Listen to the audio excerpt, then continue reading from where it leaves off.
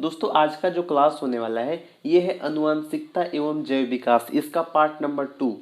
और कल हमने स्टार्ट किया था चैप्टर नंबर 4 आनुवंशिकता एवं जैव विकास, जिसका पार्ट नंबर 1 हम लोगों ने कर लिया था। सॉरी, कल नहीं, इसको हमने सुबह में ही हमने आपको आज ही जो है सो स्टार्ट किया है और पार्ट नंबर 1 दे दिया है। और पार्ट नंबर 2 है जिसमें कि आपको हम 3 चीज़ बताने वाले हैं मेनली। ठीक है, छोटा सा वीडियो होगा, ज़्यादा बड़ा वीडियो नहीं होगा, तो आप लोग पूरा देख लीजिएगा। इसमें हम आपको एक इम्पोर्टेंट क्वेश्चन जो है, जो कि है मेंडल का प्रयोग से कैसे पता चला कि जो विभिन्न लक्षण हैं ये स्वतंत्र रूप से वंशानुगत होते हैं, ये क्वेश्चन हम यहाँ पे करवाने वाले हैं। इसके बाद जो सेकंड है, इसमें हम आपको बताएंगे जीवाश्म क्या होता है और जीवाश्म की आयु ज्ञात करने की कौन कौन सी विधियां हैं, ये यहाँ पे हम बताएंगे। इसके बाद जो तीसरा पॉइंट है ये है उपार्जित लक्षण। तो ये 3 चीज़ यहाँ पे मेनली दोस्तों आप सभी के बीच हम यहाँ पे डिस्कस करेंगे। तो सबसे पहले हम देखते हैं ये जो फर्स्ट क्वेश्चन है, इसको हम यहाँ पे देख लेते हैं। दोस्तों जो मेंडल है ये जो है, इसने जो है अपना प्रयोग के लिए क्या किया था कि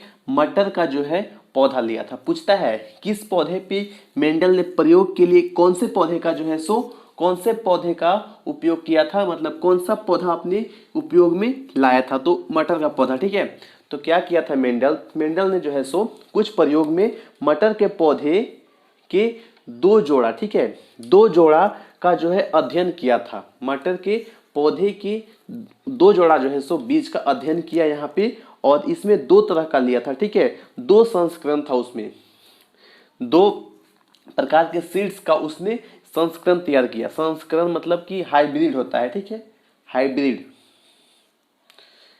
इसके लिए गोल बीज वाले लंबे पौधे एवं झुर्रीदार बीज वाले बौने पौधे के बीच उन्होंने जो है संस्करण करवाया यानी कि दोनों को आपस में जो है उसमें जो कह सकते हैं कि हाइब्रिड। ठीक है, मतलब कि दोनों को मर्ज करना, दोनों को आपस में मिलाना। ठीक है, ये एक प्रक्रिया के द्वारा मिलाया जाता है ताकि जो है सो 2 गुण धर्म को एक बीज यानी कि एक सीड में शामिल किया जा सके। ठीक है, तो ये था आपका। और इसके करने के बाद उन्होंने क्या इसमें देखा, क्या उन्होंने क्या क्या चीज़ देखा कि क्या क्या जो है सो हो रहा है। तो पहला जो पॉइंट है वो आपका है कि प्रथम पीढ़ी में, प्रथम मतलब फर्स्ट पीढ़ी में उन्होंने क्या देखा। जब उन्होंने फर्स्ट पीढ़ी में जो है वो बीज को जब उन्होंने बोया, तो पहले पीढ़ी में उन्होंने जो चीज़ को देखा वो था कि पौधे जो हैं सभी पौधे लंबे और गोल बीज वाले थे। जो भी सभी पौधे थे वो लंबे थे और गोल बीज वाले थे। लेकिन ठीक है, इससे यहाँ पे ये पता चला कि जो आपका लंबाई है तथा जो आपका बीज है इसका जो है यहाँ पे गोल होना जो है यहाँ पे प्रभावी लक्षण फर्स्ट जो पीढ़ी है इसमें यहाँ पे रहा था। लेकिन जो सेकेंड पीढ़ी था, दूसरा पीढ़ी की हम लोग बात करते हैं, जब दूसरी पीढ़ी में उन्होंने जो है कुछ पौधे का जो है नया संयोजन प्रदर्शित करते हैं, जैसे कि कुछ पौधे लंबे परंतु कुछ जो है झुर्रीदार बीज वाले हो जाते हैं, जबकि जो कुछ आपका पौधे हैं वो गोल बीज वाले यहाँ पे हो जा रहे थे। ठीक है, यानी कि दोस्तों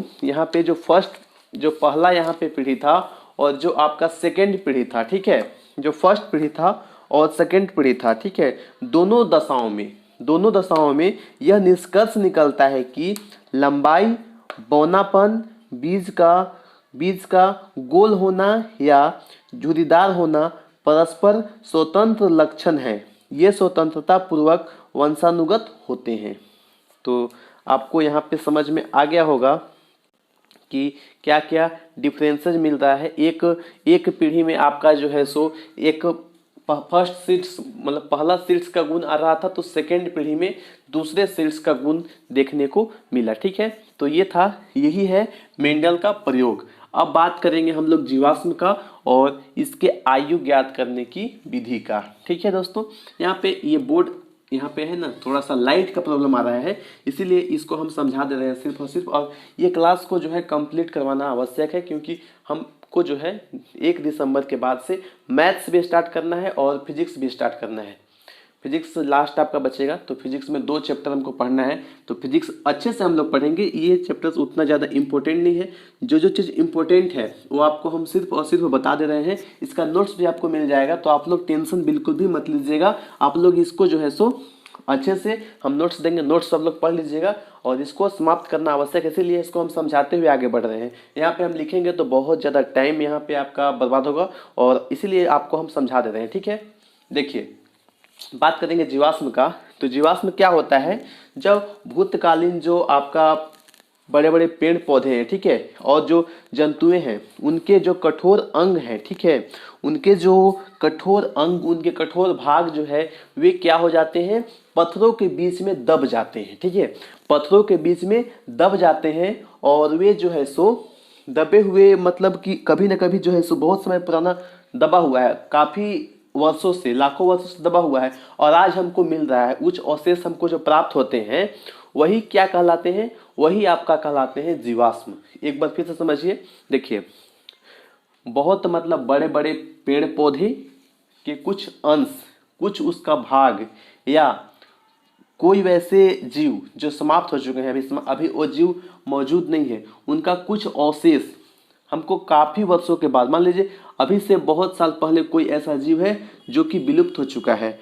और उसका जो कुछ अवशेष है वो पत्थरों के बीच में, चट्टानों के बीच में दब गया था, और अभी हम मान लीजिए कि अभी हमको मिल गया, खोज कर रहे हैं और अभी हमको कुछ अवशेष मिल जाता है, तो वो क्या कहलाएगा, वो आपका कहलाता है जीवाश्म, ठीक है। तो ये तो आपको समझ में आ गया होगा कि जीवाश्म क्या चीज़ है।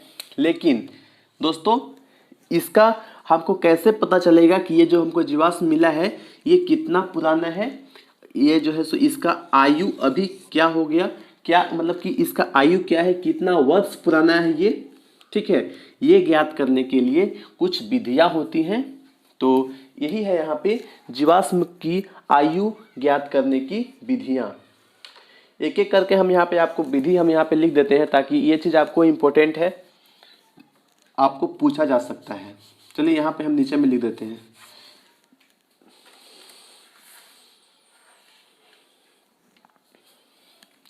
यहीं पे हम लिख देते हैं।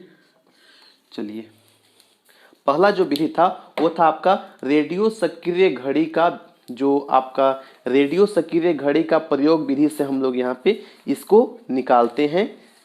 क्या है यहाँ पे, तो रेडियो सक्रिय घड़ी का प्रयोग विधि, रेडियो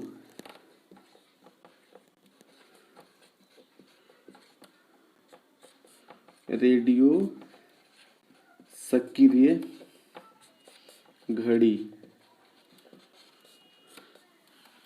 का प्रयोग विधि, घड़ी का प्रयोग करके, ठीक है, ठीक है, घड़ी का प्रयोग करके। सेकेंड आपका क्या है, दूसरा जो तरीका है ये है आपका रेडियो सक्रिय कार्बन विधि। सेकेंड क्या है, तो रेडियो सक्रिय कार्बन विधि। सेकेंड लिखिए, रेडियो सक्रिय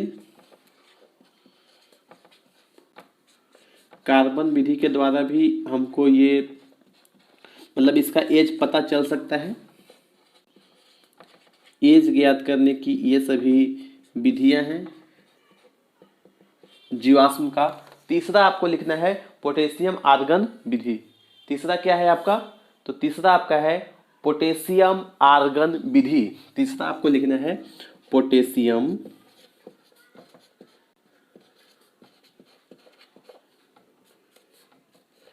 आर्गन विधि।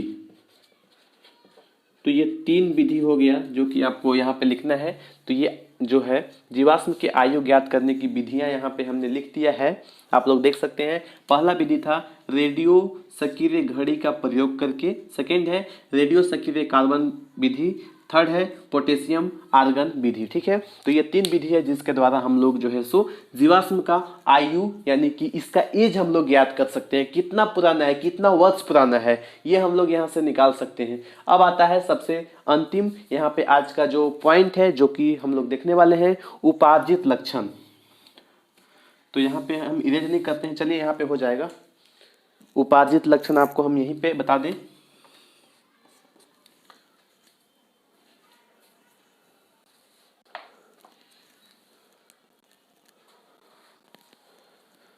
उपार्जित लक्षण आपको क्या होता है कि जो हमारे पर्यावरण में दिन प्रतिदिन जो परिवर्तन हो रहा है, हमारे पर्यावरण में दिन प्रतिदिन जो लगातार परिवर्तन हो रहा है, इस वजह से क्या होता है कि हमारे शरीर के कुछ अंग, ठीक है, हमारे शरीर के कुछ अंग जो है सो, कुछ अंग का तो बहुत यूज होता है, बहुत यूज होता है, लेकिन कुछ अंग जो होते हैं उनका यूज एकदम से नहीं हो पाता है, ठीक है। तो कुछ चीज़ का ज़्यादा यूज होना, कुछ का कम यूज होना, और आगे दोस्तों कुछ मतलब कि जो हमारे शरीर के अंग हैं उनका तो यूज जो है ज़्यादा होता है, कुछ का कम होता है। जिन अंगों का उपयोग अधिक होता है, जिन अंगों का उपयोग दोस्तों अधिक होने लगता है वो अधिक विकसित हो जाते हैं, लेकिन जिन जिन अंगों का उपयोग नहीं होता है उनका अस्तित्व जो है समाप्त होने लगता है, ठीक है। जिन अंगों का हमारे पास कोई यूज ही नहीं है तो उनका अस्तित्व जो है धीरे धीरे करके क्या होने लगता है, समाप्त होने लगता है, और ये जो है सो ह्रास हो जाता है इसका धीरे धीरे करके। और वातावरण में दोस्तों ये जो इसके प्रभाव या अंग का जो कम या अधिक उपयोग के कारण जो है सो जो भी कम या अधिक मतलब कि कह सकते हैं कि कुछ अंगों का कम और कुछ अंगों का अधिक उपयोग की वजह से जो चेंजेज होते हैं, जो चेंजेज हमारे शरीर में या हमारे कोई भी जंतु के बॉडी में होता है, तो यही चेंजेज आपका उपार्जित लक्षण कहलाता है।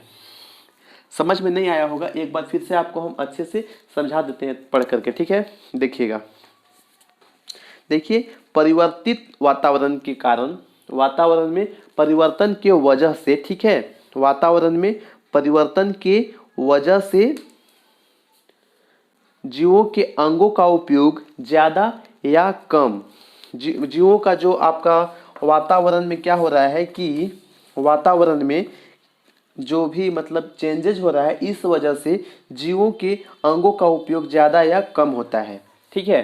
तो जिन अंगों का उपयोग अधिक होता है वे अधिक विकसित हो जाते हैं। जिन अंगों का उपयोग ज़्यादा होगा, ये तो मतलब कन्फर्म है कि जिन अंगों का उपयोग ज़्यादा होता है वो एकदम से क्या हो जाएंगे, विकसित हो जाएंगे। लेकिन जिन अंगों का उपयोग नहीं होगा वे जो है सो धीरे धीरे करके वे उनका ह्रास होने लगता है, ठीक है, उनका ह्रास होने लगता है।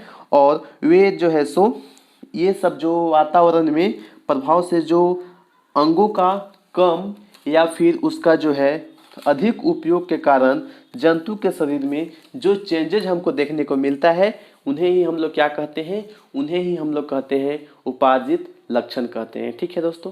तो उपार्जित लक्षण आपको समझ में आ गया होगा दोस्तों। तो आशा करते हैं कि यहाँ पे तीनों पॉइंट आपको अच्छे से क्लियर हो गया होगा। इसको थोड़ा जल्दबाजी में बताने के चलते यहाँ पे हमने इसको और भी अच्छे से इसको हमने डीपली इसको नहीं लेकर गए हैं, ठीक है। इसको डीपली और भी लेकर जाते तो और इसको टाइम भी लगता मेरा, ठीक है, और इसको अच्छे से समझा भी पाते, लेकिन कोई बात नहीं, आपको इतना हमने समझा दिया है कि आप लोग आराम से एग्ज़ाम में अच्छा से अच्छा इसका आंसर लिख पाएंगे और अच्छा से अच्छा नंबर लेकर के आ सकेंगे।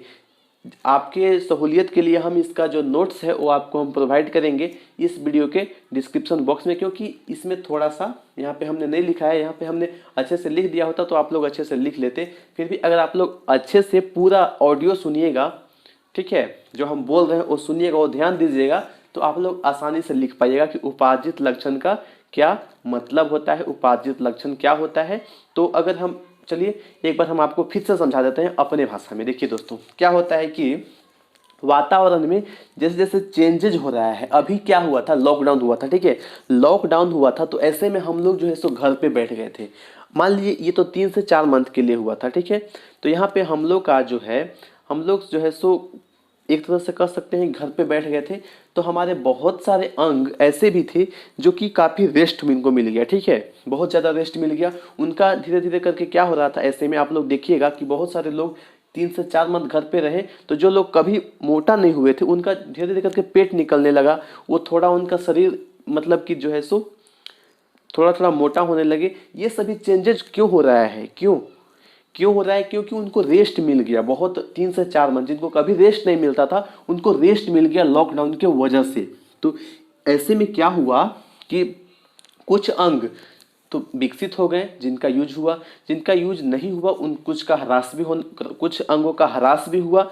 तो यही सब जो चेंजेज हमको मिलता है देखने को जंतु में, यही होता है उपार्जित लक्षण। तो आशा करते हैं कि आपको उपार्जित लक्षण अच्छे से समझ में आ गया होगा, और वीडियो को आप लोग पीछे करके देखिएगा। इसको हमने अच्छे से कॉपी से देख करके आपको हमने पूरा जो है अच्छे से बोल करके और इसको हमने समझा दिया है, 2-3 बार इसको हमने समझा दिया, ठीक है।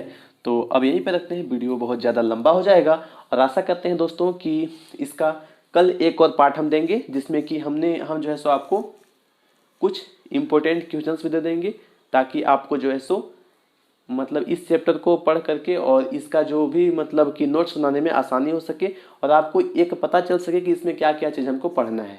ये तो हमने कल ही आपको बता दिया था, ठीक है। जो पॉइंट हमने लिखा है वो सारे पॉइंट से आपका क्वेश्चंस आएगा, और कंफर्म है 100% आएगा। तो आप लोग वो सारे पॉइंट से रिलेटेड उसको अच्छे से समझिएगा, और जो भी क्वेश्चंस बन सकते हैं सभी को आप लोग जो है सो प्रयास कीजिएगा कि आप लोग कर लें, और अपने नोट्स में उसको अवश्य ही शामिल कर लें। ये सभी मोस्ट इम्पोर्टेंट है एग्जाम के दृष्टिकोण से, और एग्जाम में आए हुए प्रश्न दोस्तों कल की क्लास में आपको हम उसका लिस्ट आपको दे देंगे, जो जो क्वेश्चन एग्जाम में पूछे गए हैं। तो वो सारे क्वेश्चंस आपका मैं जो है सो कल के वीडियो में शामिल कर दूंगा, और वो सारे क्वेश्चंस भी मैं आपको उपलब्ध करवा दूंगा।